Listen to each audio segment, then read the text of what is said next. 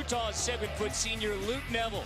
A battle of the big men. It's Utah versus Gonzaga to close out the year. Start the countdown.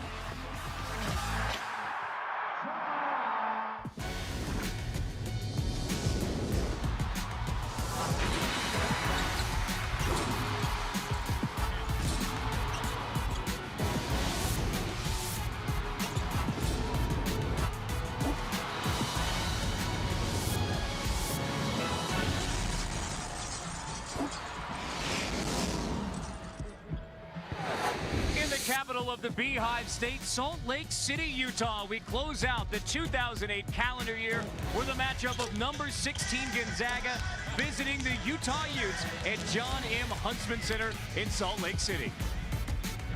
I'm Carter Blackburn, and welcome to Pete Gillen's Rocky Mountain New Year's Eve. I'll be your co-host, Carter Blackburn. And of course, Pete, it's appropriate. Here we are in the Rocky Mountains. Battle of two of the nation's best big men, Gonzaga's Josh Heitfeld and Utah's Luke Neville. They're both the leading scorers for their respective teams, but they score in different ways. Josh Heitfeld can score inside or out. He's a tremendous three-point shooter. He can drive the ball to the basket. He also gets out on the fast break and fills the lanes and scores. Luke Neville, on the other hand, scores in close to the basket. He's a wrecking machine inside. He has great hands. He has excellent moves inside. He moves well without the ball. If he gets the ball close to the basket, it's history. Well, with Heitfeld and Neville scoring like that inside, drawing defenses, that creates opportunities for the guys in the backcourt. Jeremy Pargo from Gonzaga is one of the best point guards in the country. He can really score inside. He's got great moves going to the basket. He can hang in the air and score anywhere on the court. He's also a terrific penetrator. He can get in the lane and penetrate, and he finds his guys. He has over 7 assists per game. He's also an unbelievable athlete on the break. He can steal the ball and send it in with anybody in the country. He's one of the best guys in the country at the point. Now, Tyler Koepke is a guy who plays for Utah. He played for the Canadian national team last year. Tremendous deep three-point shooter. He can shoot the ball off the dribble. He can shoot it off the catch. He's a tough, gutty little guy. He can also get the ball all the way to the rim. He's got a big challenge tonight, guarding Jeremy Pargo. Y'all get the bubbly ready. We ring in the new year with Gonzaga versus Utah. Thanks for making us your New Year's Eve date. 2007, these teams got together in Spokane, Washington. It was a 2-point win for Gonzaga. New Year's Eve 2008, we're in Salt Lake City for Gonzaga versus Utah. Let's take a look at the starting lineups first for the 16th ranked Gonzaga Bulldogs, who are 8-3 on the season, coming off a loss to Portland State. It's Jeremy Pargo and Matt Bolden in the backcourt. Micah Downs, who can shoot it, is the third guard, along with Heitfeld and Austin Day in the front court. For the Utah Utes, a 7-5 mark. Bora and Brown in the backcourt, although Durka will play the point in a 3-guard lineup. The big man in the middle, Luke Neville, with Kim Tilley, the starting power forward. Jim Boylan in his second year as head coach of the Utah Utes after 11 years in the NBA and a couple of stints at Michigan State. Gonzaga Bulldogs coached by Mark Few, now in his 10th year as head coach of the Gonzaga Bulldogs. They have been to the NCAA tournament every year with Mark Few as head coach. They have won the West Coast Conference regular season or conference tournament every year with Mark Few as head coach, and no fewer than 23 wins during his tenure as Gonzaga head coach. There's Heitfeld out to jump center along with Luke Neville. And Pete, what are your keys for Utah and Gonzaga in this game? Well, Utah's got to keep Neville, the big fella, out of foul trouble. Keep him in the game, knock down his three-point shots. Gonzaga's got to rebound. They've been struggling on the defensive boards lately, and play with energy and passion. 16th ranked Gonzaga. They were preseason top 10, but losses to Arizona, to UConn, and then the real heartbreaker, the loss on December 23rd to Portland State. That was 8 days ago. This is the first time that Gonzaga is back on the floor after that loss to Portland State, and they're on the road in Salt Lake City here at the Huntsman Center. Tough place to play. Only the second road game of the year. They beat Washington State by 22. This is their second road game, Carter. Lawrence Bora continues his hot shooting with a 3. He had 18 in Utah's last game, a win on Saturday at UC Irvine. He loves to shoot the three-point shot, Carter. He shoots more threes than anything else. Day on the perimeter, finding Heitfeld inside. It's touched by Neville, so Gonzaga keeps it. Tough matchup for Luke Neville against Josh Heitfeld because of the way Heitfeld can bring you out. Exactly. Heidfeld's more comfortable outside. Tough left-hander from Bolden won't go. Brown gets it, running the Utes into the front court. Carlin Brown dumps it off. There's a foul on Kim Tilly, sending Tilly to the line. Utah does a nice job on missed shots, getting out in transition, so they're going to try to attack the Zags, which is sometimes a weakness for them on their fast break defense. We see now lately, last 5 games, Gonzaga's only 2-3, Utah's only 2-3, so both teams great starts and struggle in the last 5 games. Fouls on Bolden, that's his first.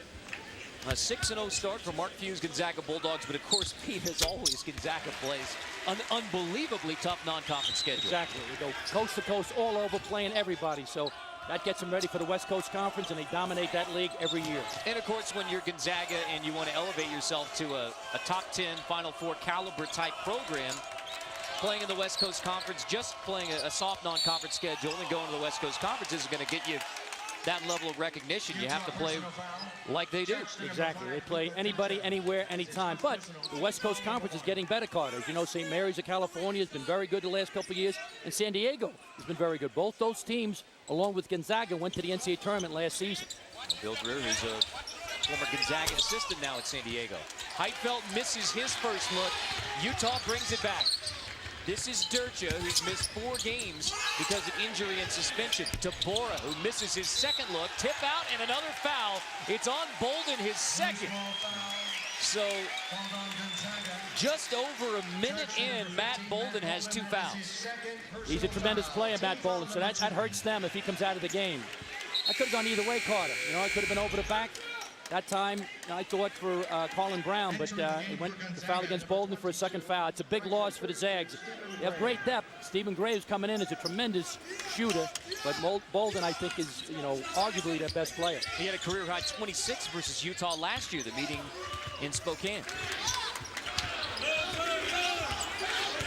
Durcha handles it for Utah. Finding a cutting Tilly, who's fouled on the way to the hoop. This one is on Austin Day. So 3 fouls against Gonzaga in the first minute 31. Doing a nice job attacking the basket. Durcha penetrates, kicks it inside to Tilly. Tilly goes up, uses the rim as a protector, gets fouled. 2 free throws now for the young man from France. Even though Tilly starts, he started all but 1 game. He plays only 17 minutes because of a rotation that Jim Boylan likes to use, where he brings in Sean Green at the post. You'll also see Tyler Koepke off the bench in the backcourt. Lob ahead for Heidfeld, who stepped on the line. Turnover Gonzaga. This is not the start the Bulldogs wanted. It's not the regular Gonzaga team that we're used to seeing. Once again, they haven't played now in a while, 10, 11 days, so they got to get together. I think they will, but right now they're struggling. So the Utah Utes got to jump on them, Carter, and get a cushion. A 7-0 start for Utah. A chance to add to it as Durcha leans in and misses. Heidfeld clears it. Hargo brings it up for Gonzaga. Gonzaga's got so many weapons, they can score from all 5 positions. Another miss for the Zags as Heidfeld can't hit it. 0 for 3 from the floor. Spin move on the baseline. Lawrence Bora. Mark Few needs a timeout. A 9-0 start for Utah.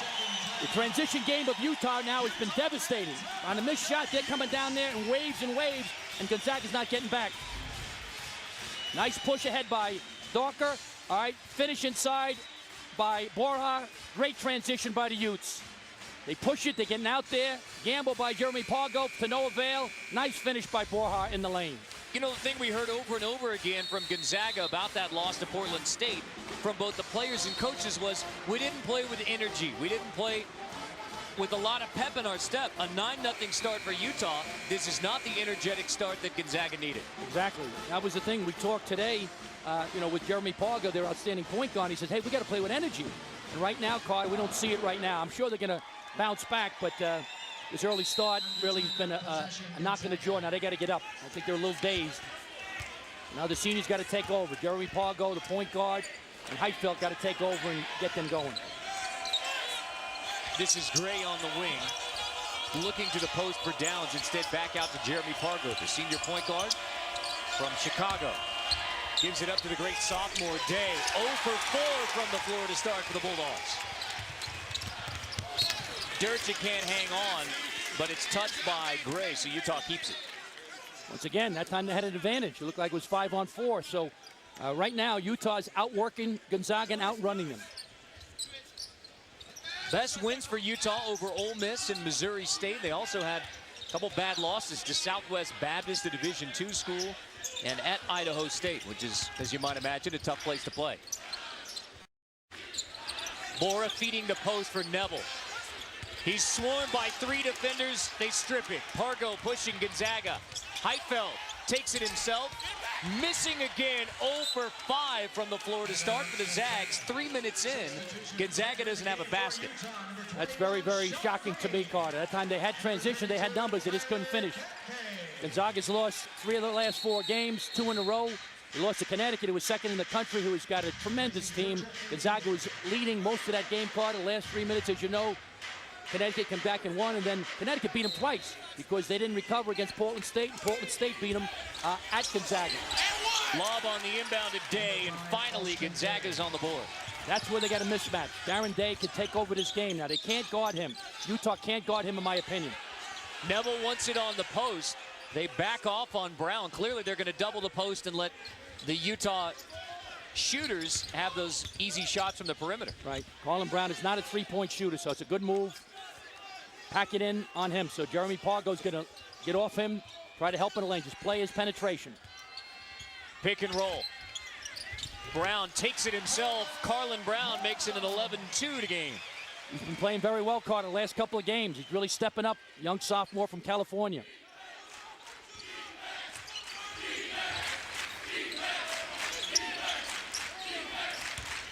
A cutting Pargo. Flips it back out.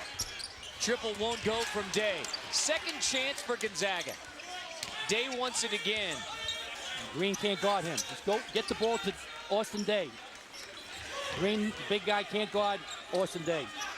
Instead, Heitfeld missing badly.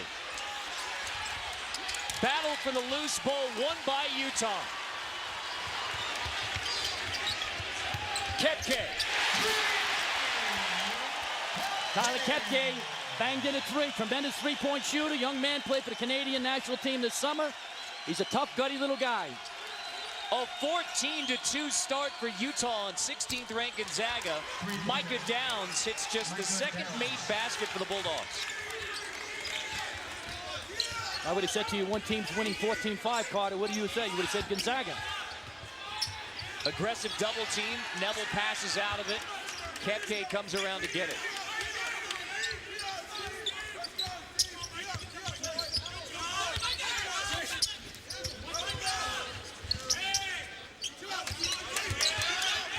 Bora flips it back out. There's 8 to shoot, 7 to shoot. There's the double Neville strip.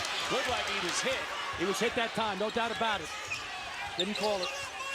Pargo brings it back, floating in the lane, and missing again. Tip out, rebound from Heitfeld. Here's Pargo over Neville, and one.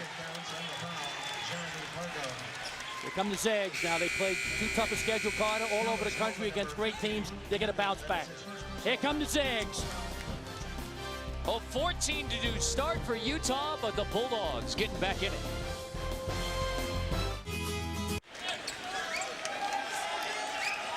To our viewers in Reykjavik, Iceland, we wish you a happy new year. We're still about 6 hours away here in Salt Lake City, Utah, where it's a 14-7 start for Utah on Gonzaga. Very slow shooting start for the Gonzaga Bulldogs, just 3 for 11. Why the shooting struggles for Gonzaga? They take too many quick shots, too many bombs. Heitfeld's bombing away. They got to be a little more patient, make Utah work a little bit more defensively. And they're doing a nice job on the offensive boards, but too impatient on offense. Fargo can't finish the three-point play, so Gonzaga still trailing by 7. This is Sean Green flipping out to Luke Dircha, down to Neville. First basket for Luke Neville. Great hand. You see, he caught that with one hand. That was a terrific pass. They got to look for the big fella. Let the big dog eat. Get him the ball. New Year's in Perth, Australia as well. Luke Neville's hometown. That's right. He might be checking the game out. Having a beer, watching the game in the tavern.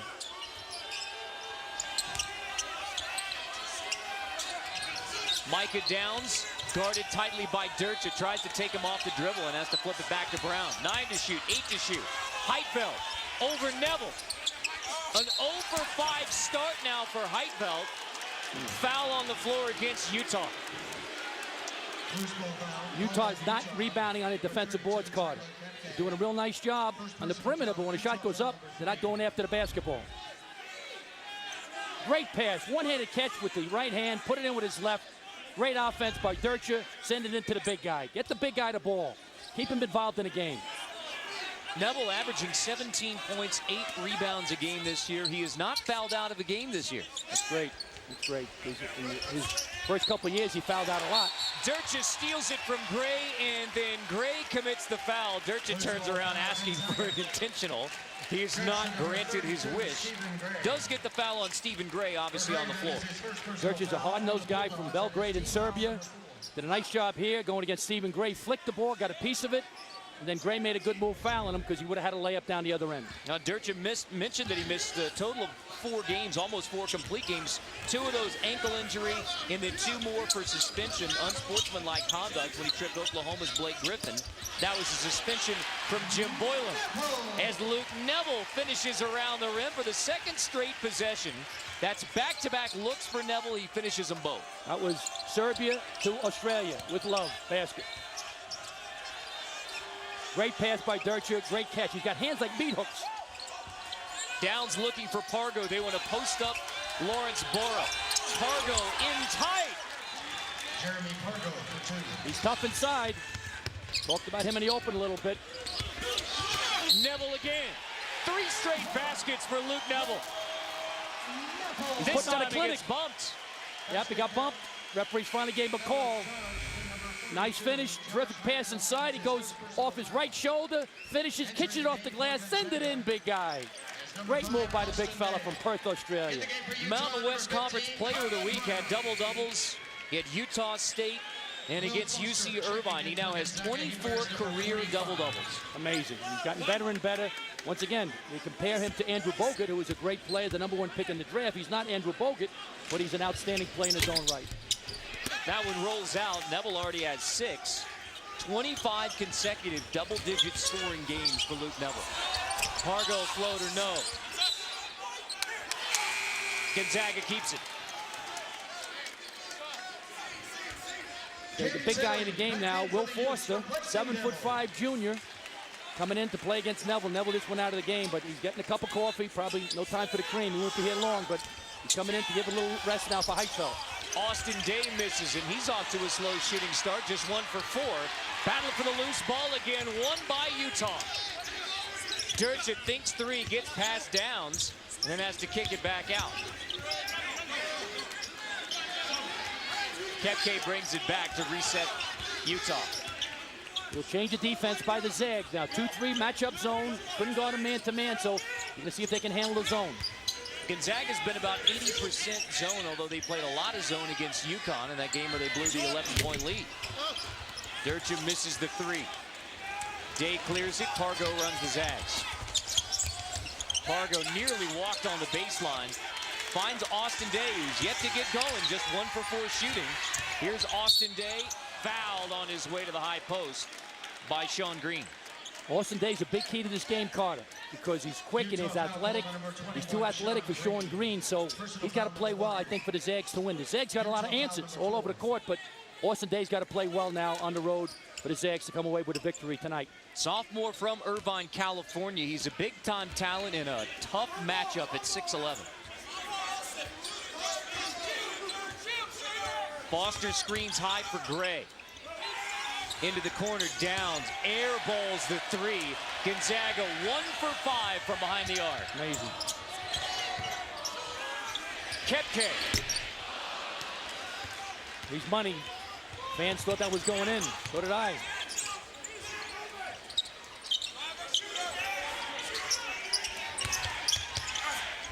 Gray off the glass and in. Nice job by Stephen Gray. Shoot the 3 as well as attack the basket. Did a good job running the curl, kissing it off the glass. Nearly 9 minutes in, Gonzaga has only 5 made baskets. And only 1 from 3. The defense got to keep him in the game down. Tilly, straight to the rim, swatted out. They'll get a goaltend on Micah Downs. Foster and Downs were around the rim. Downs called for the goaltend. An 11-point edge for the Utah Utes on New Year's Eve. The goaltend.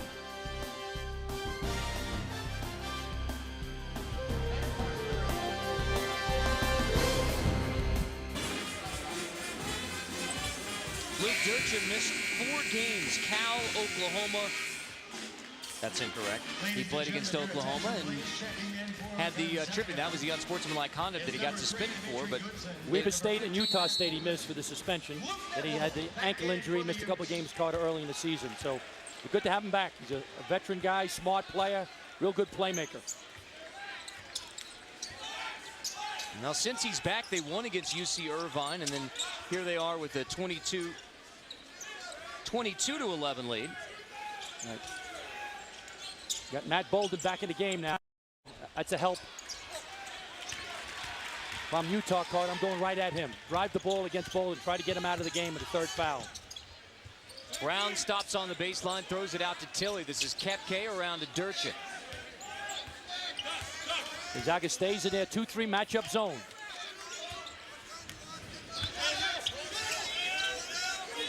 Utah's only shooting 35% from 3-point land, so they got to be able to solve the zone. Gray gets a steal out of the zone ahead to Goodson, who finishes, takes some contact, no whistle. Dimitri Goodson, the true freshman from Texas, gets another basket in transition, but this one is for Gonzaga, their first fast break point. Brown misses. Not getting good shots against the zone. The matchup zone, and Gonzaga's going 2-3 against Utah's 2-3. Utah's got to get some movement, some screens against the zone. They're not attacking the zone real well right now. Bolden is out there with 2 fouls, throws it down to Will Foster. Heitfeld still on the bench for Gonzaga. Woodson draws a foul that time on Carlin Brown. They like what Dimitri Goodson can do for Gonzaga. True freshman, he's very quick and he can be a tough defender. He's a tough, gutty little guy. As you said, Carter, he's very quick. A lot of times they play Pargo and Dimitri Goodson together. Terrific athleticism and quickness, and they got Stephen Gray in it, so they're very quick, very athletic. Right now, I think the story is Utah is not attacking the zone really well. They got to do a better job, Carter, or Gonzaga's going to have a lead at halftime. It was a 14-2 start for Utah. Gonzaga obviously fighting their way back into this one, but still down by 9. But the momentum you see swinging to the Bulldogs right now. I think so. They're running the fast break. Once again, Utah's struggling against the zone. Here we see a zone press, 2-2-1 zone press by Gonzaga back to a 2-3 matchup zone. Utah doesn't have a pure point guard, Carter, who can really penetrate, get in the lane with quickness. Durchin does a nice job, but he doesn't penetrate. They're going right now east and west. They got to get more penetration against this matchup zone. This is Neville passing out. Contested 3, but it goes down anyway for Luke Durchin. Neville gets a swat on the other end. Durchin comes away with it. An 11-point lead for Utah. They run with 9 to go in the first. Neville out of the double team over to Tilley on the other post. Tries to get it back to Neville. Last touch by Utah. It'll be Gonzaga ball. Great hustle by Utah. Goodson goes in. Terrific block by Neville. All right, keeps it in bounds. Excellent hustle by Kepke. We can't. All right, they get the ball going down in the break. Still an 11-point Utah edge. They've been beaten twice at home this year already, including by a Division II team, Southwest Baptist, to begin the year. Rarely teams come into the Huntsman Center and get a win on Utah's home floor. They're trying to reestablish that type of dominance here. Day right over Sean Green. Big basket for Austin Day. That was almost a turnover, Carter, so he was fortunate on that one. That might get him going. Into Neville again against the 7'5" Will Foster. Foul on the floor. It's on Goodson. Gonzaga personal foul call to number 3, Dimitri Goodson. That is his first personal. So that's the first on Goodson, and 16 fouls now against Gonzaga. Carlin Brown back in for Utah. So the next foul against the Zags will be a 1-and-1. Heitfeld checks back in. Foster goes to the bench for Gonzaga. So Heitfeld 0 points on 0 of 5 shooting. Meanwhile, Neville was 6 points, and that was on 3 straight possessions. Goodson has it tipped away. But Gonzaga gets it back, and Gray finishes on the other end. Yeah, right now, Gonzaga's got the momentum. They're really coming on strong. Too many turnovers by Utah. You got to be a little smarter against the zone. Neville screening at the top of the zone. This is Brown. Obviously, they want to get it into Neville, but he's drawing attention at the back of the zone from both Day and Heitfeld. They'll give Brown that shot all day. It's not his strength. Gray in transition again. Flips it to Heitfeld, who misses again. Late whistle, foul on Neville. Wow, they're booing him. Booing the official on that one. That's a second on Luke Neville. A 7-point game now as Gonzaga attempts to erase the early 12-point lead for Utah.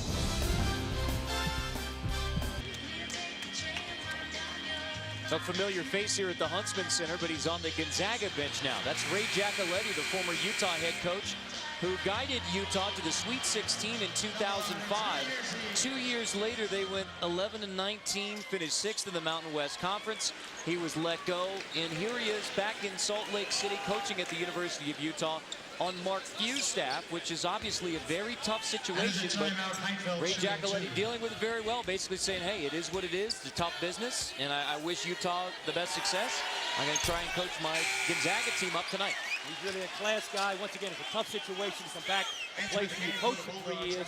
Led a team to the Sweet 16 card, as you said, on 28 games. Did an unbelievable job, and then he gets fired after 2 losing seasons. So he's a class guy, and he and Mark Few are good friends, so Mark hired him when there was an opening.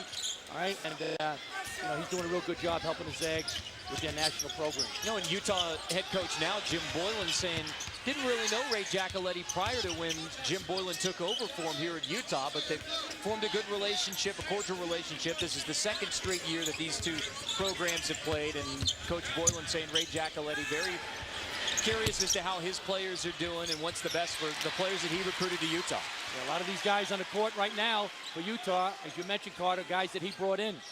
Luke Neville and Kepke and Borja and Tilly, and a lot of these guys he recruited. This is Kepke down the baseline. Kick across to Lawrence Bora. Rebounds for Brown. Carlin Brown. Work it out to Shaw Green. Hustling for the 2nd chance. Exactly. Did a great job. Gonzaga lost 2 in a row because they didn't rebound well, Carter, off their defensive board, so they got to rebound. Utah has 5 second chance points, including that last 3. It's a big basket. Gonzaga was coming at him like a hurricane. Heitfeld still hasn't made a basket. He screens now for Goodson as Pargo gets ready to check in. There's a foul on the floor. No basket. Utah personal foul. Called the number 32. It's on Tyler Kepke. That'll be his 2nd. Personal foul for the Utah. It's team foul number 7. So Pargo will check back in for Gonzaga in a moment. Not quite yet. Yeah, he's going to check in for the shooter, Dimitri Goodson. Entering the game for the Utes, number 1, Jordan On the floor now for Gonzaga. Goodson at the free throw line with Gray, Heitfeld, Day, and Micah Downs. Goodson shooting 1 and 1. If he makes this 2nd shot, I think we're going to see zone pressure by Gonzaga and back into their zone. 2-2-1 zone press, Carter, back to the 2-3 matchup, because once again, Utah's struggling a little bit, you know, attacking the zone, because they don't have penetrators. They don't have guys that get in the lane, you know, that can create, make 2 guys play them. They're going east and west. Goodson hits the 2nd. We'll see if Gonzaga sets up in the pressure. Pargo substitutes for Goodson, and here comes a full court pressure. 2-2-1 zone press by Gonzaga, back to the 2-3 matchup zone. It's almost like you coached against Mark Few in this Gonzaga team. I did, Carter. I came in 2nd, 2001, which isn't bad, but not in basketball. It was a photo finish, though. Beat us by 1 in the NCAA tournament. 2001, the 1 year we went to the NCAA with Virginia, and he's a great coach and a class guy, and he's done an unbelievable job. 2nd best winning percentage of active coaches in Division I. Roy Williams is the 1st, so he's done an unbelievable job at Gonzaga. Durcha lean into is good over Jeremy Pargo. Good individual effort. Durcha, Carter, right now, he's the reason they're leading. He has 5 points, 3 assists. Heitfeld off the high toss from the high post, and he is frustrated and misses again. 0 for 6 shooting now for Heitfeld. Day draws the charge on the other end, and he accidentally got stepped on. That's unintentional. Kim Tilley falling down, stepped on Austin Day. I want to reiterate, it was unintentional.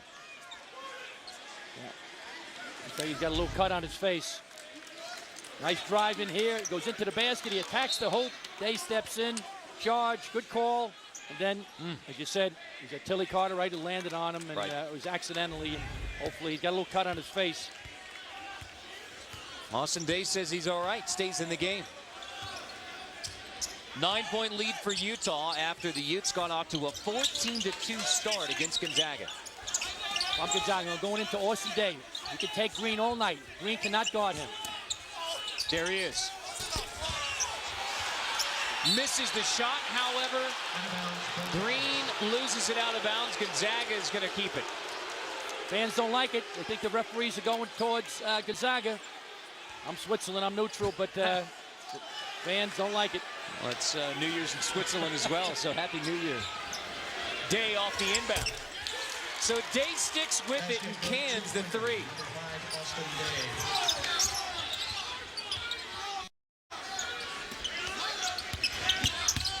Here's Bora on Heitfeld, loses it out of bounds.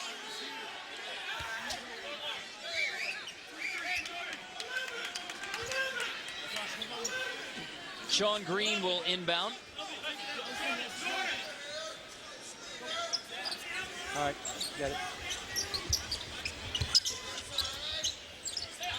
This is Tilley. Falls down and flips it back out to Durcha.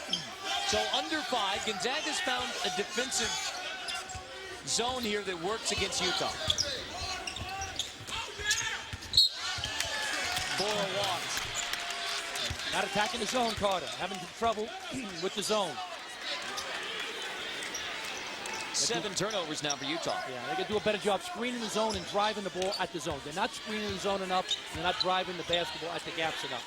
Too much passing around the perimeter, east and west. Utah has 5 losses, but they're the highest rated RPI team in the Mountain West Conference, according to Jerry Palm. They played a tough schedule to prepare for games like this. Finally, a basket for Josh Heitfeld. They get him going. He's their leading scorer. Just had some tough luck. That's where he's got to go inside. Not making a 3 right now.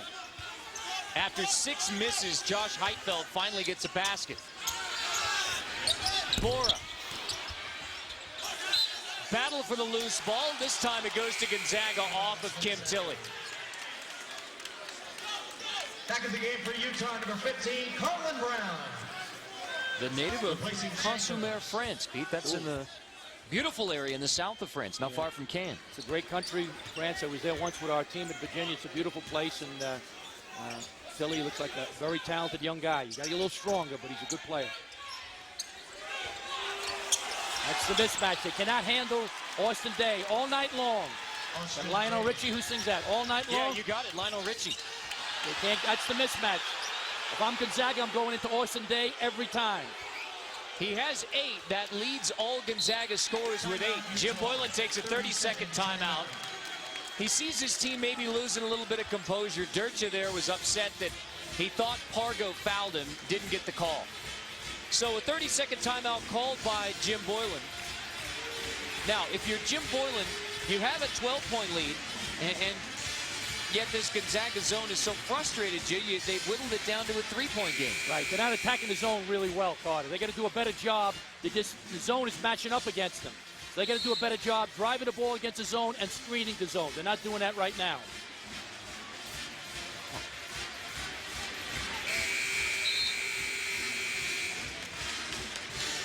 So a 3-point game, but your point, Pete, is that they're not playing well against that zone. Right. Yeah. They got to do a better job attacking it, Carter. Right now, they're not doing a good job attacking it. You know, they got to screen the zone more, drive it against it.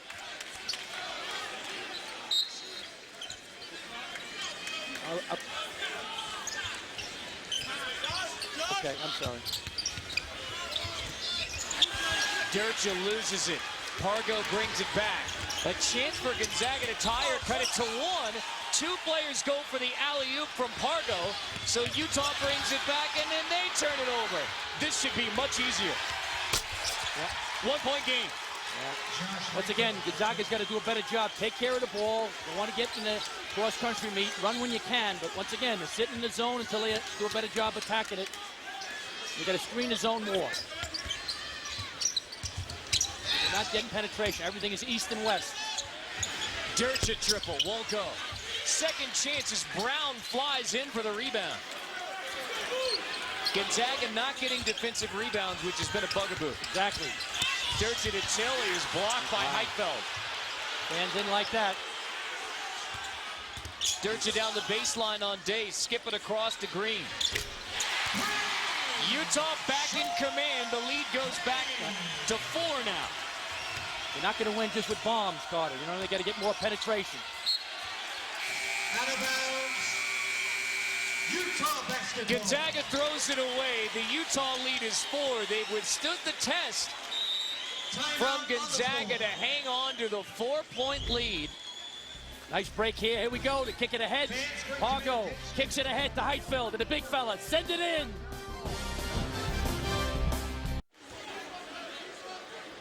It was a 14-2 start for Utah, but Gonzaga has whittled it back to a 4-point game right now. Reason being, 9 turnovers by Utah, leading to 16 points for Gonzaga. Unbelievable. A lot of breakaways, dunks, layups, so the turnovers are killing Utah. And once again, they're not attacking the zone properly, Carter. They're taking bombs with guys in their face. They got to dribble penetration, screen the zone more, and drive the ball more. Question is, do they have somebody who can penetrate off the dribble into the middle of that Gonzaga zone? No, not consistently. They need a point guard that can penetrate. This is Tilly backing in on Foster. Over Foster and missing. Battle for the rebound. 3 Bulldogs there. Day comes away with it and gives it to Pargo.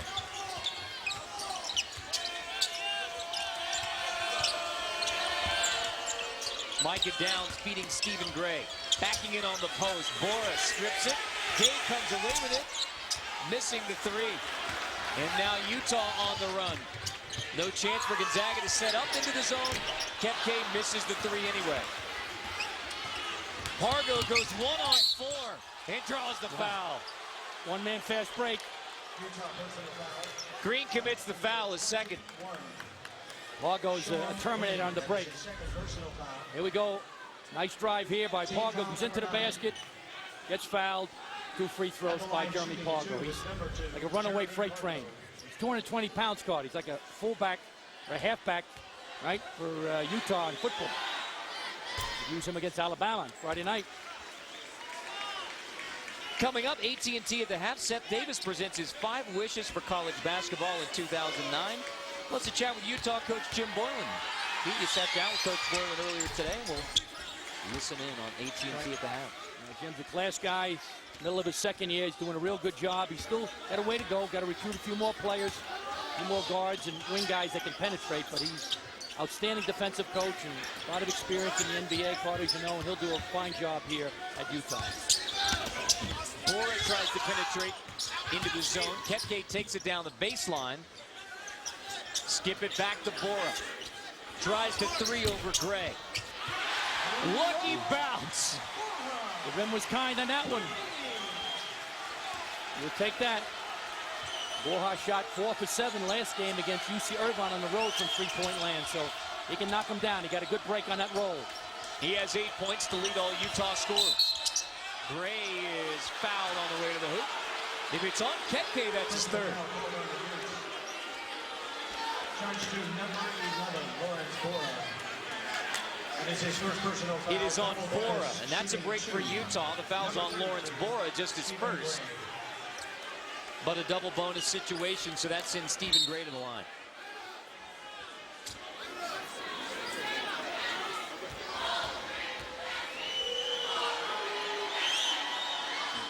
Gray had 19 versus Tennessee in Orlando, and maybe he's happy that Gonzaga plays Tennessee again on January the 7th. That's an oddity. You play the same team twice in non-conference, but Obviously in Orlando, that was part of a tournament. Played Tennessee there, and then they schedule them regular season January 7th. It's a great non-league game. Now we'll see what happens, but tough going down to Tennessee. They have a terrific non-conference winning streak. They're one of the toughest places in the country to play, and that'll be a great game. Tilly down the baseline, throws it away. Another turnover for Utah. That's turnover number 10. Pargo can't finish on the fast break this time, but Gonzaga keeps it. That's frustrating if you're a coach. You know, you can't attack the zone. It's a 2-3 zone. It's not a great zone, right? But they're just, once again, going east and west, as we said. They're not faking their passes. They're not driving. You got to drive the ball against the zone. Make a couple of passes and drive at the gap. You're not doing that. Gonzaga's down by 4 right now, but would you rather be Gonzaga than Utah? Right now, I would be Carter, because they got the momentum, they got the confidence, and they have, you know, more talent than Utah. Utah's got some good players, but Gonzaga's got some outstanding players. So I'd rather be Gonzaga, you know, even though they'll be behind at the half, probably by a couple. Gray brings it out. Mark Few still trying to get his guys set for the last shot. Now he's telling Gray, go, go. The screen high from Day. Gray down the baseline, 3 seconds. Misses, rebound, doesn't matter. Zeros on the clock. It's a 4-point lead for Utah on Gonzaga at the half. After a 14-2 start by the Utah Utes, Gonzaga has come back to make this a 4-point game at the break. Utah 36, 16th ranked Gonzaga 32. And we're joined now by Gonzaga head coach Mark Few. Coach, a 14-2 start for Utah. What was the difference in getting your team back in this game? Well, we started getting back on defense. Their transition was really hurting us early. I thought we missed a couple shots we should have made early, and probably took a couple that we didn't need to that early in the clock. I think we settled down a little bit and got our feet under us and defended a lot better there in the last 12 minutes. Coach, I understand your wife Marcy is expecting, very much expecting, due December 24th. Can you give us a few baby update? Well, I stayed as long as I could. She just doesn't need to have it in the next 4 hours, and I'll be home soon. Coach, thanks. Yep, you got it. Coach Few actually arrived in Salt Lake City at 1:30 today. So a late arrival into Salt Lake City and a late arrival maybe for his Bulldogs as they got down 14-2. But it's a 4-point game at the half. AT&T at the half is next. Half early on, it was all Utah. Great job by Dircher. Makes a tremendous pass inside to the big fella. All right, scores. Neville scores inside. Another example here. Penetrate. Dircher has it, fakes the shot, kicks it inside. Great catch, great finish by Luke Neville. Now we see Gonzaga in the second part of the first half. Did a great job with steals. There's a steal with their 2-3 zone. Nice drive by Stephen Gray. In the lane, up double clutch. Nice finish by the sophomore. Another example. Here they are in the break. Jeremy Pargo pushes it ahead, kicks it ahead to Heitfeld. Sends it in, big guy. AT&T game summary. The numbers favoring Utah shooting-wise, three-point-wise. Free throws in here, and here's a big one. Points off turnovers. 16 points off of 10 Utah turnovers for Gonzaga. Amazing. Great job with their 2-3 matchup zone by Gonzaga. Got steals and layups down the other end. And Gonzaga's only 1 for 7 from three-point land. They got to start knocking them down. Neville scored on 3 straight possessions, and that's all the scoring he did. 6 points in the first half. Heitfeld got off to a very slow start, missed his first 6 shots, but he had 5 in the first half, just 3 rebounds combined between Heitfeld and Neville. Pete, I know you're a big proponent of the first 5 minutes of the second half, so how do you see the first 5 minutes of the second half going? Well, this is key. I think Gonzaga's going to come out man-to-man first couple of minutes and stay with the zone, right? If it's not broken, don't try to fix it. So I think the Zags are going to really come after them and start pulling away, but we'll see. Backdoor cut Bolden, who sat for much of the first half because of foul trouble. Gonzaga glad to have him back on the floor. Buries that baseline J. Bolden played only 5 minutes in the first half because of 2 quick fouls. Gonzaga stays in a 2-3 zone. Yeah, that's, once again, they couldn't handle it. I thought they'd start in man Carter for a minute or two ago, but they say, hey, Utah has no answer for our 2-3 zone. Let's stay in it until they crack it. Bora misses the 3 on the first look. Neville on the second chance gets fouled. Now, what I would do if I'm Utah, I would screen the zone up top, Carter. Screen the guards and try to get in with penetration and dump it to the big guy or kick it to the corners. They're standing around too much against the 2-3 zone there, and Gonzaga just matching up with them. Neville will have 2 shots. Luke Neville now in his senior year, so year number 2 under Jim Boylan, mentioned recruited by Ray Giacoletti. But Luke Neville said the first conversation he had with Jim Boylan was, the things that we want to build in the next 2 years are a defensive intensity in our program, and we want that to be the building blocks of what is going to bring Utah youth basketball back. Exactly. Before he got there, the year before, team shot 50% from the field against them and 45% from threes. When he got there, team shot 42% from the field against them and only 35 from threes. Neville's a great shot blocker. He has 140 in his Utah career. But, of course, defense is not all about shot blocking and steals. Yeah. When I coach, our players thought defense was something you put around the house to keep out the dog and the cat. That's why I'm Boot Hill. I'm with you. Someday I'm going to write a book, Pete. Someday I'm going to write a book. It's going to be like Marley and me, and Pete and me. I didn't say I'm a dog, but I was coaching for a while, so I hope I'm not too much like Marley. Dircha flips it into the corner. This is Tilly stepping outside and gets the friendly roll. Rim's been kind. A couple of nice rolls so far for the Utes. Jerry Krause, the director of basketball ops for Gonzaga, had to make sure those rims are okay, though. Yeah, he was on the rules committee with me a few years ago when he was talking about the torque of the rims and the elasticity. I don't know what he was talking about. I was trying to get the ball in bounds, and he's talking about that.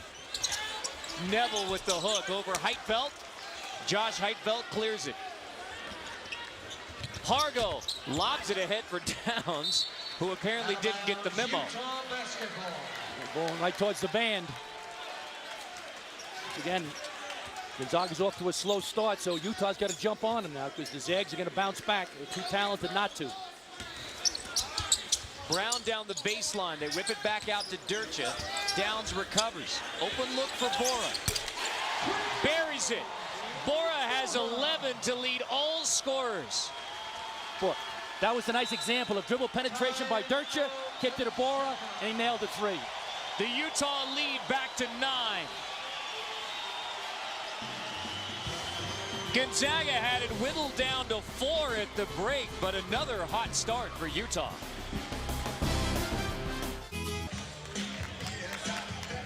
Utah's lead is 9. They're attacking the zone. Pete, how are they doing it? They did a great job here with dribble penetration.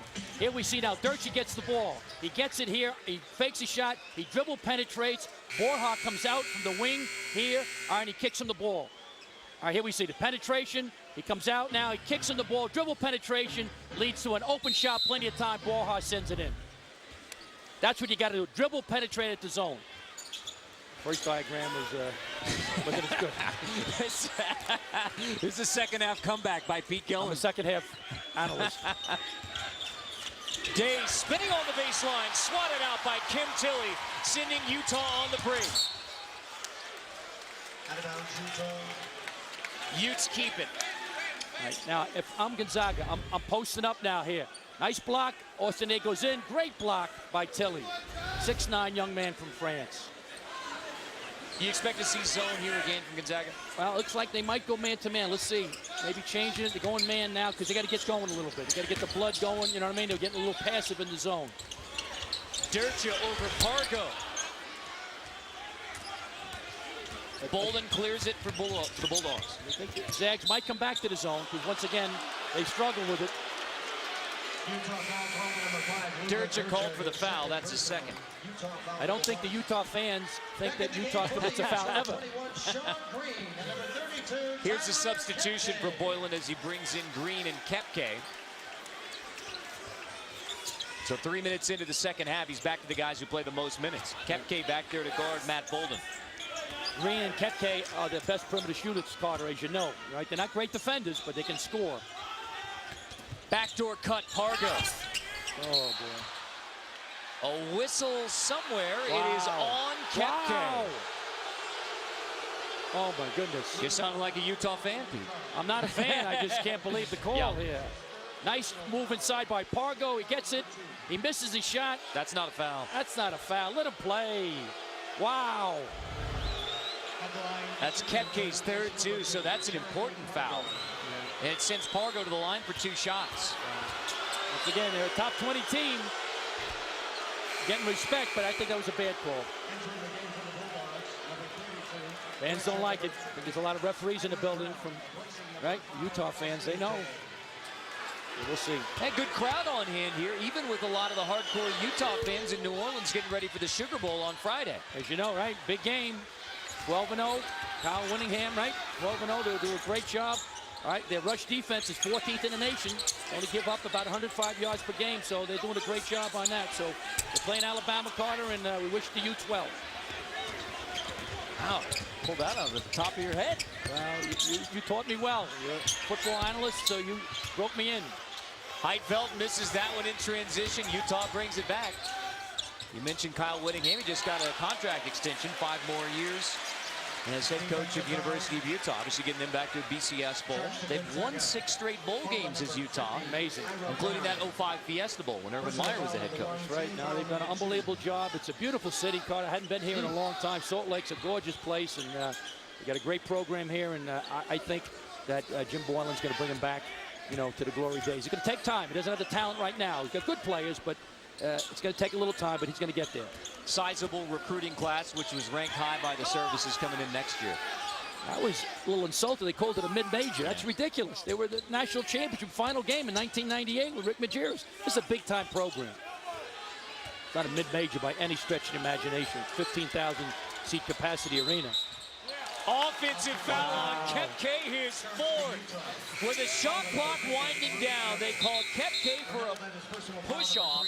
That is number 4 on Tyler Kepke. That sends us to an official timeout. Utah an 8-point lead, but Tyler Kepke whistled for his 4th personal foul. Wow. The foul before the official timeout was not on Tyler Kepke. It was on Luke Neville for an illegal screen, his 3rd. It's a big foul. Once again, I don't know. One of the best players on the court, Carter. You know what I mean? That's a ticky-tack foul. Referee's got to know that. So that's the 3rd personal on Neville. Tyler Kepke, who pushed off a little bit at the end of the play, was not whistled. So Kepke has 3. Neville has 3. Neville gets a block on Bolden. 2nd block shot of the game for Neville. Nice backdoor by Bolden. Neville goes up. Might have been a little contact. They figured maybe they owed him one. A pretty good block, but a little contact. Could have gone either way. I think it's a good no call. Pressure from Gonzaga in the backcourt. Oh, Utah can't get it across. That's 10 seconds. That's a turnover by Utah as they couldn't get it across the timeline. Good coaching by Coach Few.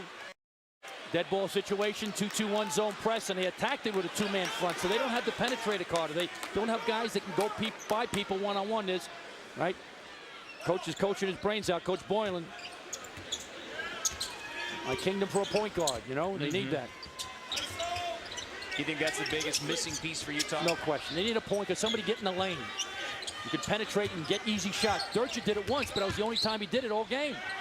Ira Brown misfiring on the 3. Brown to Neville. Ooh, foul hard by Ira Brown. How about the big fella running the court, Carter? 7'2" from Perth, Australia. He got down the court, and when a big guy runs, you got to get it. They get the rebound. Nice rebound here. Colin Brown pushes it. Neville runs smart. If the big guy runs, give him the ball. Let the big dog eat. Good job filling the lane there, too, with the ball in the middle. Neville gets to the outside. That was a great fast break, Carter. You're right. Nice spacing on the lanes. Neville, he's got 1,530 career points, 13th all-time in Utah history. He's moving up the ladder. And the Mountain West Conference is 10 years old, and he's 9th in the 10 years of the Mountain West Conference scoring. Gonzaga loses it in transition. Utah gets it back. Yep. He threw the ball to Ira Brown, who's a good player, Carter, but he's not a skilled guy. He's more like a physical defensive player. So he got the ball in traffic, and Ira Brown, who's 26 years old, he played professional baseball for a while, and he came off the bench. He's just a good role guy to play some defense and a little physicality. I asked him today what he topped out at fastball-wise. He said 97. Wow. Now, that was Ira's account of his fastball. Yeah. I'm not sure what kind of gun that was. Hope he's counting by ones. You know, maybe he's counting by 2s. Only 2 points in the last 2 minutes combined between these two. And another turnover by Utah. There's a foul in the open court. It's on Bora as he and Goodson were fighting for the ball. second on Lawrence Bora. Utah foul number 4. That's now 14 fouls on Utah. Gonzaga has 3. Goodson brings it up along with Gray. The rest of the Gonzaga 5 are Day, Heifeld, and Bolden. I'd go to Austin Day, get him the ball. Neville clears the miss. Brilliant over and back. Sean Green. Wow. That was a 5-on-4. He took like a 25-footer. They had an opportunity with, right back down the other end. Nobody can score right now. Gonzaga goes into Heifeld, blocked by Neville. Third block of the game for Luke Neville. Look at the fans going crazy. Utah has 5 blocks in the game. Gonzaga has 0.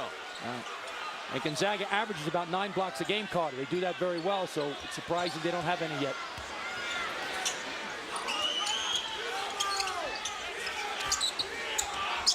Dircha behind the screen from Neville. And a whistle underneath. It's on Austin Day. That'll be his 3rd. And that's the 14th foul on Gonzaga. Number 5, Austin Day. Heifeld goes in. That's a good block. Great job, but that's the way to attack him. Good hustle. Great block by Luke Neville. But once again, I think Gonzaga, all right, doing the right thing by attacking the big guy, trying to get him his 4th foul. If he goes out of the game, Carter, right, it's really deep trouble for Utah. Ask Luke Neville how he stayed out of foul trouble this year. He has 0 disqualifications. He's only averaging a foul every 10+ minutes.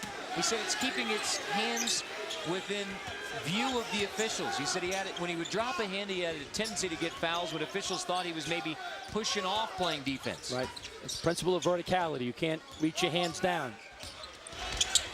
Brown high off the glass to finally end the scoring drought. The Utah lead is back to 11. Oh boy. Foul on the other end. Luke Neville, I believe. It is, and that's number 4. Luke Neville. That is his 4th personal foul.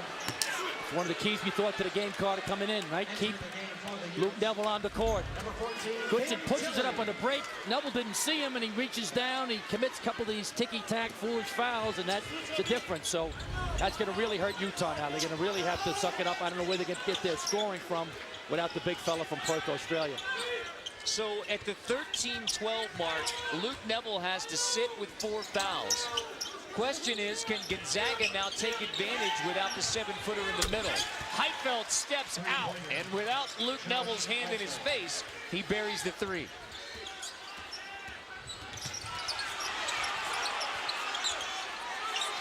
And now where does Utah go offensively? Well, they're in trouble right now. I think, once again, Borja can score and Colin Brown can attack the basket. He can go by Matt Bolden right there. I would drive the ball if you're Colin Brown. Go by him. Off the screen, pick and roll. Green passes on the pick and pop. Instead, Kepke flips it down to Tilly. Shot clock winding down. Open look for Brown. Nobody wants to take a shot beat. Bora misses the 3. Yeah, very hesitant. Goodson crosses over, high off the glass, counted, and 1. Great job by Dimitri Goodson. He got the 4th foul on Luke Neville, which was pivotal. He's attacking the basket, nice crossover, left to right, goes in there, foul by Kepke, boom, and 1. Utah foul number 6. Goodson to the line to try and complete this 3-point play. He's only a 56% free throw shooter. That one goes, and since Neville picked up his 4th, it's a 6-0 Gonzaga run. Yep, once again, they're in trouble without the big fella. They got to get somebody to take over. All right. And now Kepke has to sit with 4. So you're without your number 1 point guard and your leading scorer, your best defender, and center Luke Neville. Got to be Dircha. He's got to do it. Dircha trapped in the backcourt. Utah has to get it across. They do with about 3 seconds to spare. Dircha's got to take over now. I'd run a high ball screen with him, let him create, but give him some help now because Goodson's a quick little guy on him. Brown's waiting for his screen as Utah goes to the weave around the perimeter. Dircha has it. There's the high ball screen. Goodson hangs with him, though. Brown is bumped by Downs on the baseline. That will send us to an official timeout. So Utah had an 11-point lead about a minute and a half ago, but with Neville sitting, Gonzaga's brought it down to 5. Mountain West Conference School over a ranked team today with UNLV winning at Louisville. Now Utah is trying to pull off the win on its home floor against 16th ranked Gonzaga. 5-point edge, but Luke Neville sitting with 4 personal fouls. Tyler Koepke, who comes off the bench, gets the most minutes at point guard for Utah, is also on the bench. So a perilous 11:47 remaining for Utah. Yeah, they're in trouble right now. What I would do, I get Dirch a high ball screen, let him try to create, or Colin Brown, who's a pretty good penetrator, try to drive the ball. Gonzaga's got 5 fouls, try to get him into the free throw situation. Utah's a great free throw shooting team, Carter. They shoot 76% from the charity stripe. Kick out from Dircha. This is Bora, who's the leading scorer in the game with 11 points. Only scorer with double digits, and there's a foul on Stephen Gray. That's now 6 team fouls against Gonzaga. A lot of fouling, a lot of correction. That's on Utah. I'm sorry, Pete. That's a travel. It's not a foul on Travel Gray. by Dircher. Yeah, Dircher walked with the ball. Sorry. Matt Bolden now, he can score inside or out. So if I'm Gonzaga, I'm posting him up, try to get a foul on, get inside to Bolden. Dircher fronting him on the post. Gets physical between the guards on the post. This is Gray around the screen, and a foul on Sean Green. That's his 3rd, and that's now 17 fouls on Utah, sending Gonzaga into the bonus, the 1-1. We're going to have a lot of free throws in the last 11-12, as both teams will be in the bonus from here on out. Yep.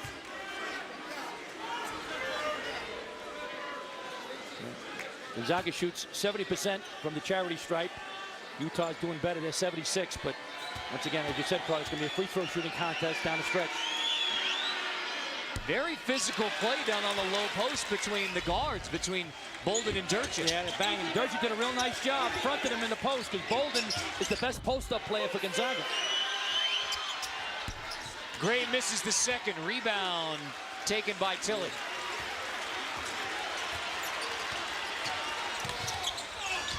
Brown attacks, the kick out for Green. Just the 4th made basket of the 2nd half for Utah. The lead back to 8.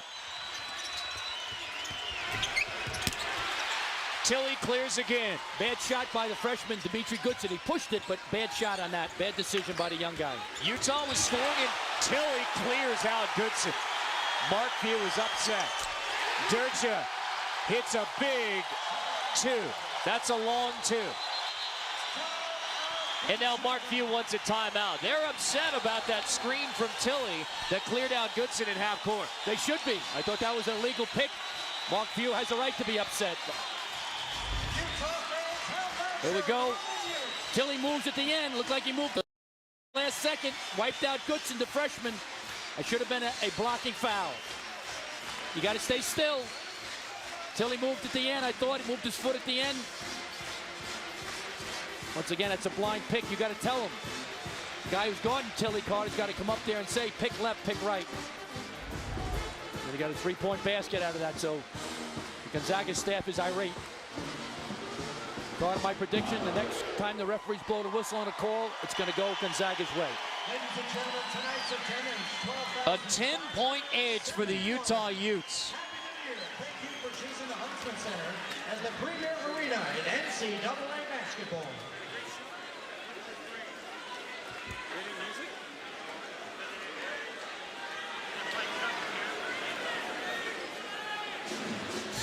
.36 to go in the 2nd here. So it's a 10-point edge now for Utah. And Pete, we saw Utah getting out in transition the last couple of possessions, which is what they did early on for a 14-2 start. When they got out to that great start, it was scoring in transition. It's like a replay of the first half. Now, I think Gonzaga's going to come back at him, and we'll see what happens. But, right, they're running, they're attacking, their dribble penetration. Dirch is doing a nice job with dribble penetration, and so is Colin Brown. the sophomore from California. So you need guys to get into the lane, penetrate, and then kick out for easy shots. And they're doing a better job of that right now. Let's see if Gonzaga stays in a man-to-man or it goes on. I think they can stay in their man. Interesting if playing Goodson, the freshman, rather than Jeremy Pargo, the outstanding senior. Looked like Mark Few was upset about some of the decisions Pargo made in transition, so he's sitting right now with a freshman at the point. Heitfeld swatted out of there by Sean Green. Gonzaga gets it back. Downs misses. Utah wants to run again. Dircher, the kick out to Green, who had the big block, and then he throws it away. Goodson, strong to the hoop, but he misses. Gray there for the follow. Great tip in by Stephen Gray. Tip in by number 32. Under 10 to go, an 8-point game. So the 16th ranked Gonzaga Bulldogs, who have lost 3 of their last 4, including to Portland State, the last time out on the floor 8 days ago. And here they are with another tough road game playing in Salt Lake City. They trail by 12 in the early going. They trail by 8 now. And even with Neville and Koepke sitting, Utah holding on to this now 8-point lead. Exactly, yeah. The key right now are the wings. Dirch and Colin Brown. You know what I mean? Dirch looks like he's exhausted. Carter, as you mentioned, he missed 2 games in suspension, so he's only been back 1 game, so he looks like he's puffing it. Dircher and Colin Brown, those 2 guys are the key to the game for Utah. If they can penetrate, take care of the ball, create some good shots, Utah could have a monumental upset. One of the biggest wins of the year over Ole Miss and Missouri State for this Utah team, but they've played at such a tough non-conference schedule that they are the top-rated RPI team in the Mountain West Conference, heading into Mountain West Conference play. This would be way bigger than those. Luke Dircher wants to make it happen. Double-digit lead again for the Utes. Great penetration by Colin Brown. Dircher nailed the 3 from the corner. Day leans in, blocked by Tilly.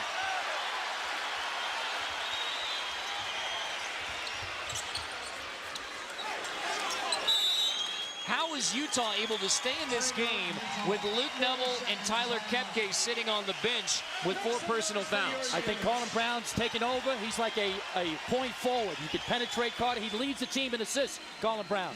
So he's doing a nice job with the penetration. Conference games at home. So Logan, Utah, it's a tough place. So they're battle tested. Failed to mention their win over Oregon as well. That's a very good team out of the Pac-10. It's going to be a long 8 minutes and 40 seconds, boy. It's still a long way to go. Skip to the corner. Bora somehow keeps it in play. Tilly foul going strong to the hoop. That's the most aggressive I've seen him play part of this year. I've seen him play 2 or 3 games. Nice bounce pass inside by Bora. Gamble by Austin. They bang. Send it in, big guy. Gets fouled. Now got to cash the free throws. Aggressive move by Kim Tilly, the junior from France. Misses the first free throw. You mentioned Utah shooting 77%. That's tops in the Mountain West Conference. Now Day has to sit as he picks up his 4th personal. That's a big loss for Gonzaga. Are you surprised, Pete, that at this point in the game, Day has only 8 points, 0 in the second half? I'm very surprised. I thought Austin Day was a big key because I didn't think they could guard him. Pargo's floater won't go. Heitfeld there to help out his fellow senior. He hasn't been active. He's disappeared parts of this game, Carter, right? Heitfeld just kind of floating around a little bit. With that follow, Heitfeld now has 10 points and 7 rebounds. He's the only Gonzaga player double-digit scoring. Bothers that pass. Tilly stays with it. Bolden picks it up. Gonzaga down by 9 on the road. Bolden misses, but Pargo there to clean it up. So back-to-back stickbacks for the Zags. Yep. Got to wrap up the defensive possession. Utah had trouble, if you recall, in the first half, right, with their rebounding. Dirch is dying. He needs an oxygen tent right now. Day's coming back with 4 at the next chance. I like that. Got to be aggressive. Offensive foul. It's on Brown.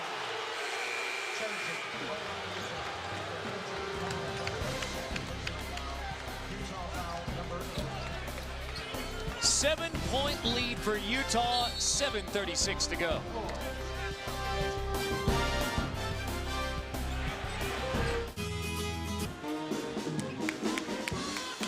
We've had 31 fouls in this game and still 7:36 to go between Utah and Gonzaga. Let's look at the latest. Yeah, nice penetration by Colin Brown, but he's out of control. Nice step in. Good call by the officials. He took the charge. Nice job by Jeremy Pargo taking the charge now. Luke Neville's back in with 4 fouls. I like that move. It's a gamble card, but you got to play to win. You don't want to be the richest guy in the graveyard with all sorts of guys not in foul trouble. Play to win. Austin Day's back in with 4 fouls. Good aggressive move by both coaches. 5 on the floor now for Gonzaga. It's Day, Pargo, Bolden, Heitfeld, and Stephen Gray. This is Bolden strong to the cup. This is Bolden's time. He's a money guy. When things get tight, he steps up. He's going to look to post up. He's going to look to score. Had a great game down the stretch last year in West Coast Conference play. He had 21 versus St. Mary's in a tight game. Brown misses the baseline layup. Pargo runs Gonzaga down by 5. Great look by Stephen Gray, Carter. A great look, just couldn't finish it. Gonzaga now 2 for 11 from behind the arc. Foul on Heitfeld, shoving Neville. Dercher made a heck of a pass on that one, Carter. As it transition, Dercher kicks it ahead. They're not looking. Heitfeld didn't see it. Late getting back, foul. Good call by the officials. Once again, Utah shoots 76% from the free throw line coming in now. They're too tired to cash these in down the stretch. Make their free throws, they can win. Neville 3 for 5 from the stripe, make it 3 for 6 as he misses the front end of a 1-and-1. How big is that? Giant miss. They look a little tired. Dercher and Neville look a little winded right now. Bump foul on Bora as Bolden was taking him on the penetration. That's now 9 team fouls on Utah, 3 on Lawrence Bora. So we'll see Matt Bolden to the line for a 1-and-1. Bolden out of Highlands Ranch, Colorado. He was limited to only 5 minutes in the first half because of a couple quick fouls. But as you said, Pete, down the stretch, he could be a key one for Gonzaga. Yep, he's a 72% free throw shooter. He's a money man. You know, he can score different ways. Inside, post up, drive the ball, can hit the 3. He's really a clutch guy. And with Heitfeld and Austin Day not having their usual big games, it's going to be Bolden now for Gonzaga and Dercher, I think, for Utah. Pressure in the backcourt. Yep. A little bit of man traps. Austin Day on the ball. Kepke's back on the floor with his 4 fouls. He gets out of that trap in the backcourt. It's Brown who sets Utah up in the half court. I like these high ball screens. Bring the defense away a little bit. Brown, long 2, no. Heitfeld fumbles it around, but ends up with his 8th rebound.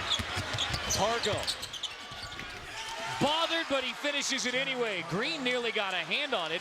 Jeremy Pargo able to finish. We've got a 1-point game with 6:06 remaining. Timeout, Utah. Good timeout by Jim Boylan. Once again, lead slipping down. You're up 1. They got the momentum. Pargo pushes the ball up the court really, really well. He's very quick. Gets in the lane. Nice shot fake. Finish it off the glass. Heck of a play by the senior from Chicago. Jeremy Pargo, whose older brother Gennaro, formerly of Arkansas and the Hornets, now playing in Russia. Pargo worked out for the NBA scouts this summer, but withdrew his name, came back for his senior year. The scoring numbers are down for Pargo, but he's becoming an excellent distributor. He is 3rd in the nation, averaging 7.2 assists a game. Yeah, doing a great job. Great job passing the ball. He sacrificed himself for his assists. Now it's time for the icy hot sharpshooter. Or here they are in a tough road game, down double digits in the second half. They can come back and win this game. Big for the Bulldogs. Be a giant win for the Bulldogs also. Tough place to play. They don't lose very often in the Huntsman Center here. They have great fans, so it would be a great win for either team. Utah trouble getting it in. Finally, Brown comes to get the ball. And again, he sets Utah up in the half court. Kepke on the run out. They're trying to get it to Neville, but he catches it way away from the basket. On the repost, Neville has to pass out of the double again. He wants it a 3rd time. He screens for Bora, goes to the rim, and instead Kepke, 6 to shoot, 5 to shoot. Bora airballs it. Good defensive possession for Gonzaga. Great defense by Gonzaga. Bolden misses another three. Gonzaga 2 for 12 from behind the arc. Yeah, it was a good look by Matt Bolden. You got to take your time. You got to have poise if you're Utah. Go inside to the big fella. Read the D. Attack the rim. Go to the hoop, big guy. It's one-on-one. Now the double comes from Bolden. Great pass. Neville, the offensive rebound.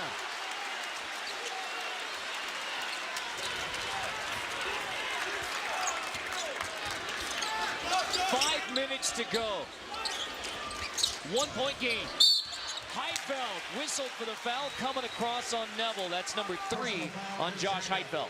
Colin Brown has taken 2 3-point shots recently caught. He's shooting 12% from three-point land coming into the game. That's the shot that Gonzaga wants him to take. Got to have a little more poise than that. Now they got to make their free throws. Neville missed the front end of a 1-and-1 the last time. Another 1-and-1 here. He'll get a second chance. The Utah lead back to 2. The Utes led by as many as 12 in the first half. And now Neville finally into double digits. All right, he and Heitfeld both with 10 points. All right, both. Dircha, good move, bringing him back in the game. Dircha need a little blow. Remember, Neville is out there with 4 personal fouls. So is Tyler Kepke. So we'll see if Gonzaga can exploit Luke Neville, the shot-blocking center, having 4 fouls. Exactly. I would go to Austin Day now. Sean Green can't guard him. With the ball to Austin Day. Take him. Pargo. Foul called on Bora, who expresses his frustration with his 4th personal foul. Foul traction number 11, Lawrence Bora. That is his 4th. Nice post up by Pargo, who can score inside or outside. He moves, gives him a little hook, little chicken wing, little push. Could have gone either way, but Bora did hit him, but I think Pargo might have got away with a little bit of a chicken wing there, a little bit of a hook on the drive. But Pargo can hurt you inside, outside. Carter, we talked about him in the open a little bit. He's a big-time point guard. Nails the free throw.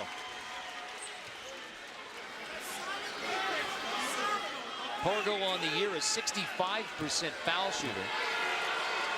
It's not his strength here. They score, they're going to go into the press. Misses the second. So no chance for Gonzaga to press. Neville gets the rebound. That's rebound number 6 now for Neville. From Utah now, keep going with the high ball screens. Try to spread the defense out and drive the basketball.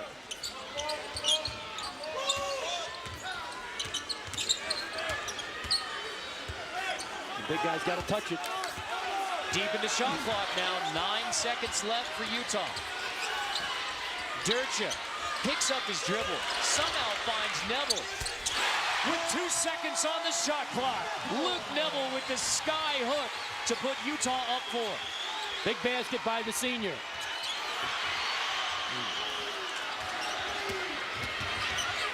Pargo kicks it to Day down the baseline.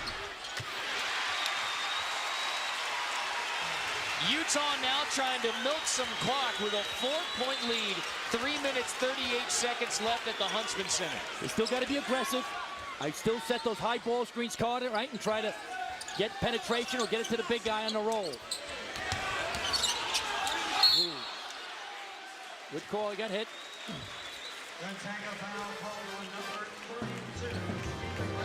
Huntsman Center, Carter Blackburn with Pete Gillen, our entire CBS college crew. 3 minutes, 26 seconds left. 16th ranked Gonzaga trails by 4 points. Both teams in the double bonus. 2 timeouts remaining for both teams. So Luke Dircha, the junior from Serbia, to the line for 2 shots. Shooting 87% from the charity stripe coming into the game, Carter. So he's the guy you want at the free throw line if you're Utah. He's very tired. He's dying. Looks like, you know, he really needs some oxygen. He's exhausted, but he's playing with a lot of heart, a lot of guts. Got them both. Utah lead is 6 points. Gonzaga has made only 2 3-pointers in the game. 1 in the first half, 1 in the second half. Have a good Heitfeld now. Go inside, try to get Luke Neville his 5th foul. Attack the big guy. They're drawing Neville away from the basket. He has 4 fouls. Gray backing in on Bora. And 1. That's number 5 on Lawrence Bora. He's fouled out with 3:04 to go. Big loss because he's a very athletic defensive player. Can knock down a 3. Get inside to Stephen Gray. Couple of dribbles right in the lane. No help. Got him on the arm. Good call. Big loss. Lawrence Bora did a nice job playing for Utah tonight. 11 points for the senior in Staten Island, New York. The key high school, Staten Island. Yeah, got him in the arm. Good call by the officials. 37 fouls now in this game. Well, it's been a very physical game. It's been a tough game to officiate, Carter. These two big guys banging bodies with aggressive play. So I think the officials, you know, overall have done a good job, but it's a very tough game to officiate. Gray finishes off the 3-point play, and it's a 3-point game. Goodson checks back in for Gonzaga. Kepke subs in for Utah. So the 5 on the floor now for Utah. It's Durcha, Kepke, Green, Carlin Brown, and Luke Neville. Timeout. Durcha has to take a timeout. Can't get it inbounds. That leaves Utah with 1 timeout in the last 3:04. Also against Connecticut, so rebounding is obviously important. Adolph Rupp, the famous coach of Kentucky, said the team that controls the boards usually controls the game. That has been the case for Gonzaga this year. Brown gets it across. Utah has 14 second chance points. Neville backing in on Heitfeld. This time the hook won't go. Heitfeld clears it. 9 rebounds now for Heitfeld to go along with his 10 points after a very slow start. Pargo is bumped. That will be on Durcha, sending Jeremy Pargo to the line. 3rd personal on Luke Durcha. Yeah.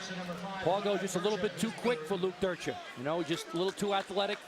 Durcha's a 6'5" guard, and Pargo's about 6'2", but he's very quick, very athletic, and right now he's shooting 65% from the free throw line for the season, 4 for 7 tonight.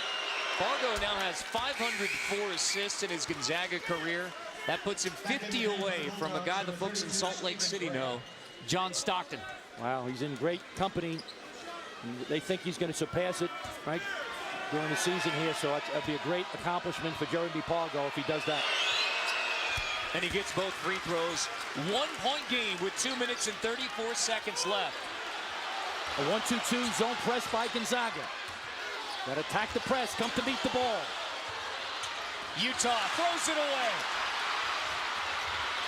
Bolden gets the steal, and then he turns it over. Picked from behind. Number 16 Gonzaga, who's lost 3 of its last 4, including 8 days ago to Portland State, trailing by 1 at Utah. Brown can't get it. Neville stick back. He's fouled by Heitfeld. Great hustle on the boards by Utah. Excuse me, Carter. Nice drive by Colin Brown. He shoots it. Rolls off the rim. Great rebound by Neville. It's fouled. Shooting 2. So another second chance point for Utah if Neville can convert this. Obviously, he'll have 2 shots here. But the rebounding advantage now 39-31. With that made free throw, that's 15 second chance points in the game for Utah. Gonzaga lost to Portland State. Got beat on the boards 27-5 on the offensive second chance points by Portland State, and Connecticut beat them 20-7 with second chance points. So the 2 losses were attributed to not wrapping up the defensive backboard. Gonzaga's a good defensive team, but they're not finishing those possessions. Now it's the Bulldogs on offense. Day with a left hand. Rebound Utah. Kepke brings it back for the Utes. 3-point game. That time Darren Day went by him like the north wind. He just couldn't finish the car. I think he could have put it up with his right hand.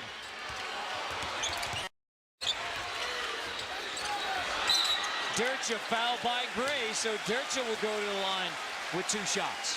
He's the guy you want at the free throw line if you're Utah. 87% coming into this game. He's exhausted, but he's usually a good free throw shooter. Durcha shooting 2. Durcha playing just his second game back after missing a couple with ankle injuries and then a couple for suspension, team-imposed suspension. He's second in the Mountain West Conference with that 88% free throw shooting percentage, and he spins that one in. Nice rotation, good follow through, and the rim was kind that time. Coach Boylan coaching his lungs off. Got to respect the job he's trying to do here. This would be the biggest win for Jim Boylan in his 2 years at Utah. It would be a signature win. It would be a monumental victory if they can hang on, but it's not over yet, Carter, as you know. Mark Few wants a timeout. That's one of his 2 remaining.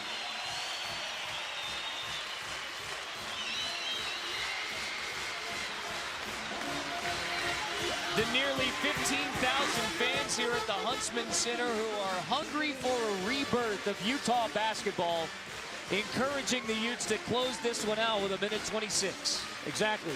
They have missed the NCAA tournament, Carter, these last 3 years. Before that, they had gone 5 out of 6 years. So a win like this and a good effort in the Mountain West Conference, which is a terrific league, could lead them to the NCAA tournament.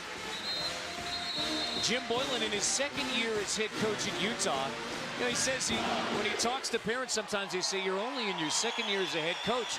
11 years in the NBA, as well as those 2 stints with Michigan State. He says, I've prepared for 1,700 games in my coaching career. Yeah, you're in the NBA, you're coaching so many more games, you're preparing. Houston Rockets won 2 national titles.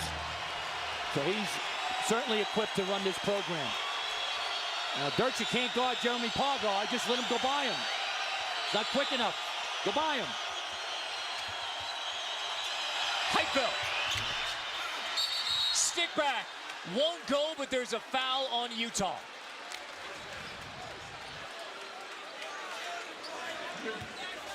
It's on Gray. That's his 4th. That is personal foul number 5. Both teams are having trouble rebounding on their defensive boards.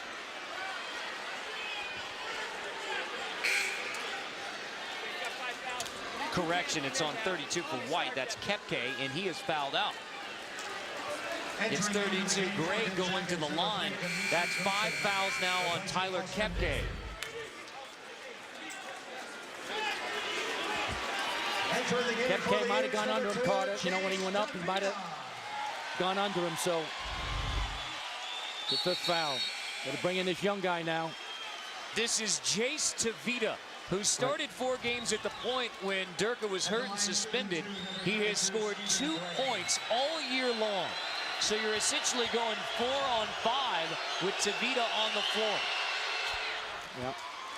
He's a point guard. He handles the ball pretty well, Carter, but it's an unbelievably tough situation for the young freshman. So it's difficult, but you come to Utah to play in big-time games. It's a big-time game. Gray gets them both. 3-point game. Gonzaga pressures with 1:11 remaining. Brown gets it across and goes right at Gray. Now he'll pull it out and bring it back out to set the Utes in their half-court offense. Durcha has to come out to midcourt to get it. Goodson now is very quick. He could pick Durcha's pocket. To Neville in the paint. You don't want Colin Brown shooting the 3, Carter. Shooting 12% coming into this game. 9 seconds. Neville screens for Durcha, leans in and misses. Utah fans thought he was bumped. No call. 3-point game. Gonzaga brings it back. Pargo down the baseline. Another no call.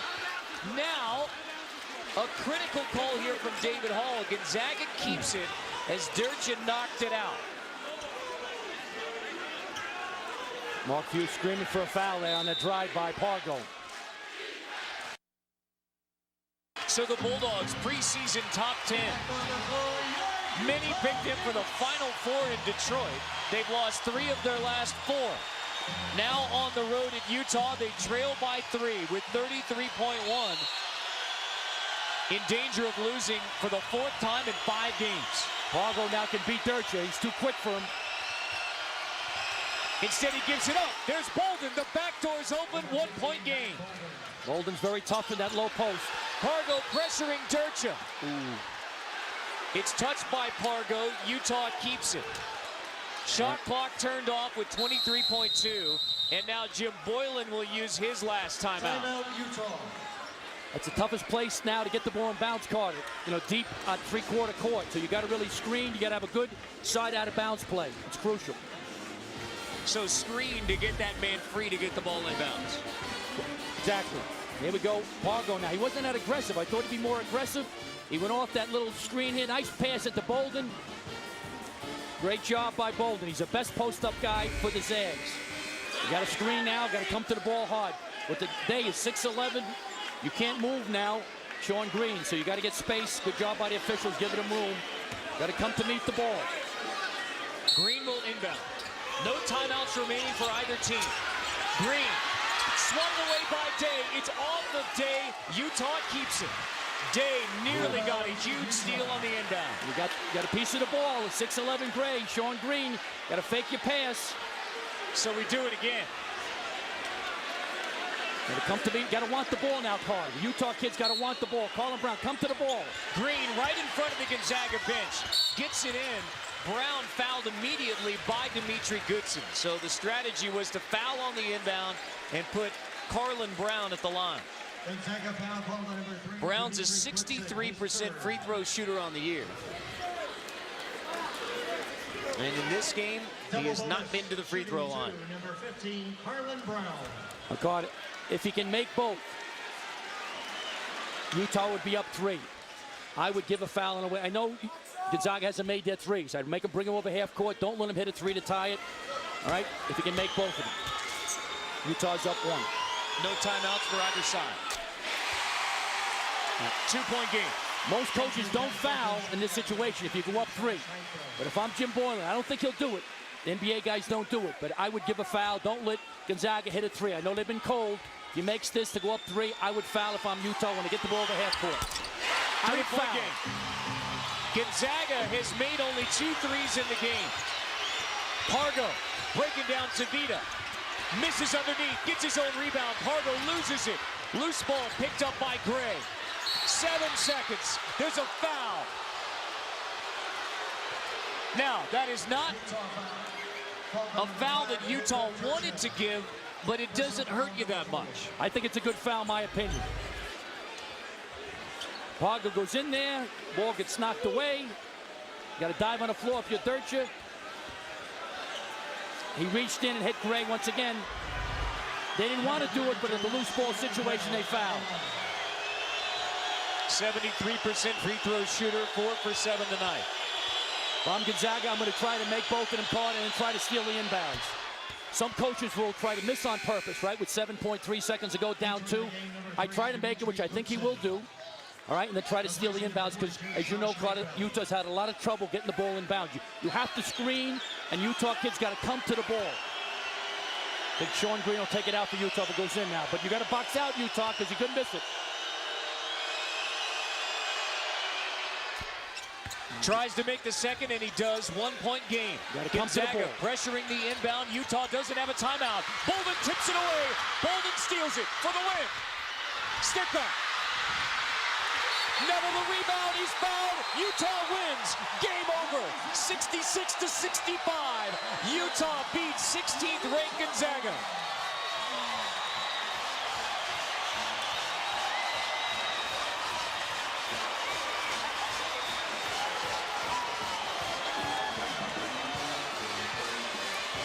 Happy New Year's, Utah.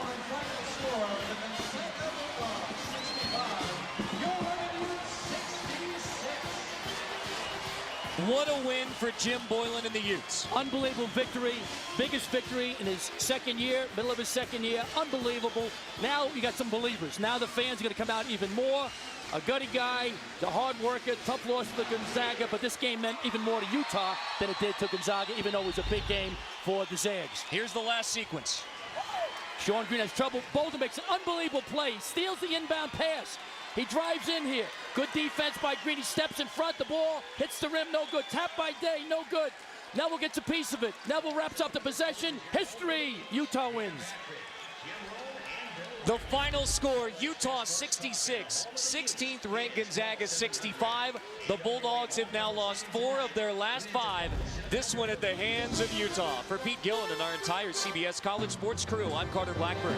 For the latest scores, news, highlights, and more, log on to cbssports.com/CBS College. This has been a presentation of CBS College Sports, the pulse of college sports. Utah wins it by 1 to close out 2008.